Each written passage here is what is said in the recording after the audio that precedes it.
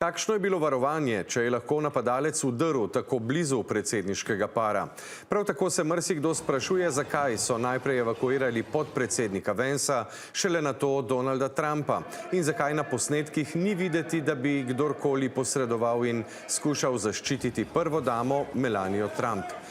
Z nami je predsednik Slovenskega združenja za korporativno varnost, ki trenutno predseduje tudi mednarodnemu združenju, profesor dr. Denis Čaleta. Pozdravljeni. Najprej, kako je mogoče, da se je v ZDA že tretjič zgodil napad na Trumpa? Amerika naj bi veljala za državo z eno najbolj dovršenih tajnih služb in služb za varovanje.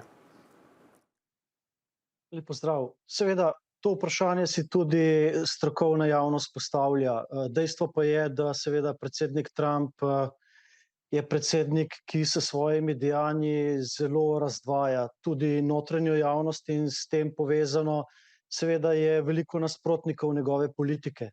To, kar smo bili priča videti pri samem posredovanju varnostne službe, seveda gre za neke vrste situacijo, ki se tako, kot ste omenili, dovršeni varnostni službi ne bi smela dogoditi.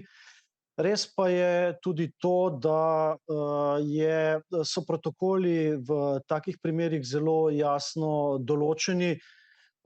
In zdaj, ko ste vprašali, zakaj so seveda evakuirali predsednika, ne pa takoj prve dame, dejstvo je sicer, da ima prva dama znotraj tajne službe svojo ekipo za varovanje in v takih v bistvu incidentih seveda se prvo varuje predsednika, potem seveda šele prvo damo. Zato mogoče nam laikom, ki spremljamo to, se to zdi čudno, v sistemu varovanja je pa to nekaj vsakdanjega.